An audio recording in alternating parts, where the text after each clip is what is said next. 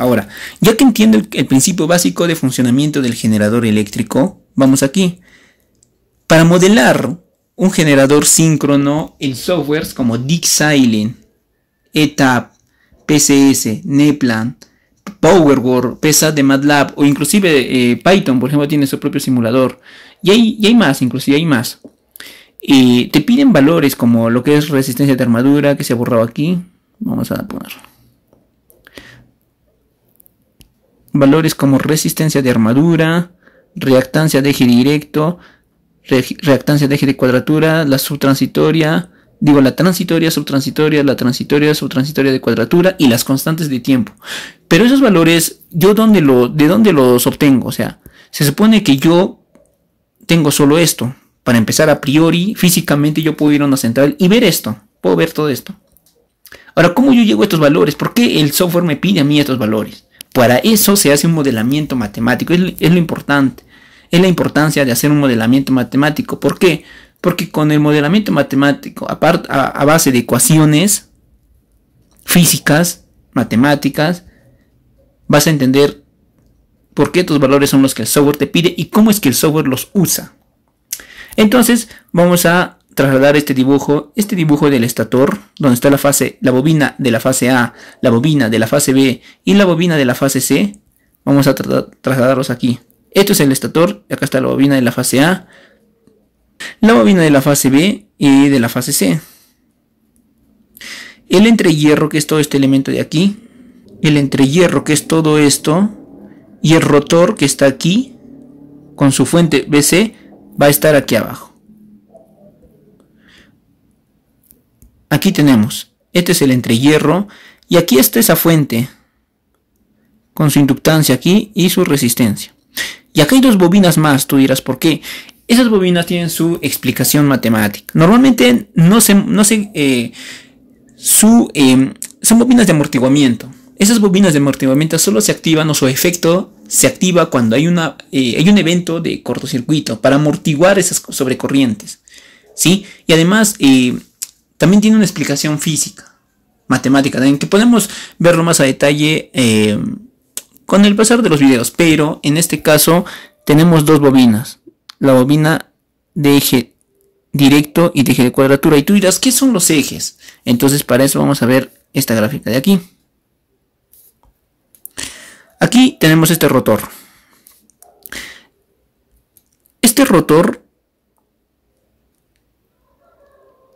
al tener caras polares, en realidad yo he graficado la bobina por aquí. Si la corriente ingresa por aquí, el campo va a generarse, va a estar así. ¿Dónde es más predominante? En estas caras polares. Por aquí hay más predominio de campo. Mientras que por estas caras no hay predominio de campo, es mucho menos. Pero el rotor va a estar rotando. Entonces, por un lado va a haber acá mucho, pero luego cuando esté en este sentido, va a haber más por este lado. Entonces, ¿cómo han concebido los ingenieros tratar esto? Simplemente con dos ejes. Un eje directo, el eje D, y el otro perpendicularmente, el eje de cuadratura. El eje D es el que está con las caras polares, y el eje de cuadratura es el que está sin las caras polares, donde hay más predominio en el eje D. Esos dos ejes son los que yo muestro aquí abajo. Uno es este, el eje D, que es de las caras polares, donde está enrollado nuestra fuente de C. Y este es el eje Q, que está aquí perpendicularmente, donde aquí en cada eje vamos a tener dos bobinas de amortiguamiento, que tienen una explicación matemática muy interesante también. Si desean también un video de eso, pueden dejarlo en los comentarios. Pero de momento vamos a simplemente a tener esto ahí. Hay dos bobinas imaginarias que son de amortiguamiento, que también, o sea, físicamente están no como bobinas, pero están como barras, están como anillos en el rotor, ¿sí? Ahora tenemos este estator, este generador está aquí en forma circuital, ¿sí? Es lo que nosotros como eléctricos o como ingenieros eléctricos nos importa, tener la forma circuital de este generador. El estator tenemos una bobina de la fase A, fase B, fase C, Este es un circuito magnético, ¿por qué? Porque está entre el circuito hay material ferromagnético que conduce las corrientes, los campos. En el rotor, sabemos que aquí está la fuente. Acá yo le ingreso una corriente continua. Esta corriente genera un campo que viaja por el entrehierro hasta llegar al estator. Pero este campo se vuelve variable al ser movido el rotor gracias a la turbina. Entonces recién se induce una tensión aquí. Antes de hacer lo que es las ecuaciones verdaderas del modelamiento matemático, vamos a dar un hincapié aquí. Esta bobina de fase A lo voy a sacar. Imaginen que está sola, ¿sí? Sola, fuera de este circuito magnético. Cuando tú llegaste en la universidad tu curso de circuitos eléctricos 1, o sea, de corriente continua, tenías algunos conceptos ya predefinidos. Por ejemplo, el siguiente era este. Yo tengo una fuente acá de corriente continua, y una resistencia, aquí una tensión A, digamos, y aquí una resistencia A, y acá una inductancia, digamos, LA. Cuando tú aplicabas la ley de Kirchhoff solo a este circuito, porque este es un circuito acoplado conductivamente, porque hay conductores, mientras que este de aquí, este que vemos aquí, es un circuito acoplado magnéticamente. ¿Por qué? Porque el material que está aquí en el estator es magnético, en el rotor magnético, en el entrehierro no, pero es tan pequeño que la interacción entre campos es mucha, es bastante. Ahora, si yo saco esta bobina de este punto, sabemos que en alterna no hay polaridad. ¿Por qué? Porque se alterna tanto a veces el positivo, a veces la onda es positiva y a veces es negativa. Va alternando, eso sigue. Pero, como es un circuito magnético, podemos darle una polaridad con el punto. El punto es por donde entra o sale la corriente. Ese punto nosotros le llamamos más, ¿sí?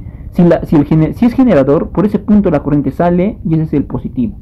Pero si fuera motor, en la máquina síncrona, por ese punto la corriente entraría y el signo sería igual positivo, pero la corriente está entrando. Ahora, como les digo, si yo aplicase la ley de Kirchhoff aquí, simplemente, ustedes cómo se vería esta aplicación. Voltaje A.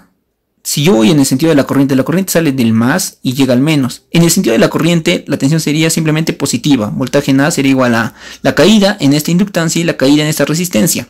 Entonces, ¿cómo sería? Vamos a ver acá. Aquí lo pongo. Voltaje en la fase A sería igual.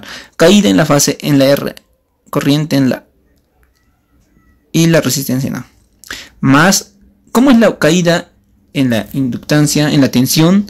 La tensión en la inductancia es simplemente L derivada de la corriente con respecto al tiempo, ¿sí? Y sabemos que acá hay una descarga. ¿Por qué? Porque la corriente sin variar en el tiempo se va a hacer, pero a priori es esa. Lo mismo vamos a aplicar aquí en esta bobina, imaginando que está sola. ¿Por qué estoy haciendo esto? ¿Por qué hago esto? ¿Por qué? Porque vamos a realizar las leyes de Kirchhoff, pero para todo el circuito magnético. Pero es importante entender qué pasaría solo con una bobina para después generalizar todo esto. Bien, si yo aplico la ley de Kirchhoff en esta bobina, o sea, imaginando que es como este circuito, pero ya no voy en el sentido de la corriente, voy en este sentido. Si yo iría en este sentido, acá sería menos. Ahora, yo voy a ir en este sentido. El sentido de la corriente es esta. Yo no voy a ir de más a menos, voy a ir de menos a más. Por eso tengo un negativo acá, un menos voltaje en A. Esa tensión va a ser igual a la resistencia en A por la corriente en A. Y eso está aquí, la resistencia por esta corriente. Esa caída más la otra caída de esta inductancia. Pero ¿por qué aquí pongo derivada del flujo concatenado, flujo embragado, como se ve en líneas de transmisión, con respecto al tiempo? ¿De dónde sale esto? Tú dirás. Porque esto es igual a esto. Flujo es igual a LA por IA, por la corriente. Derivada de la inductancia en la fase A por la corriente con respecto al tiempo. Esta es la ecuación de Kirchhoff de esta pequeña bobina. Pero ¿de dónde sale eso? Tú te preguntarás. ¿Por qué? ¿Por qué en una inductancia yo lo veo así? L derivada de I con respecto al tiempo. Y ahora lo veo como derivada de L con respecto al derivada de L por I con respecto al tiempo. Bueno, la explicación es muy sencilla. Y vamos a ver eso aquí abajo.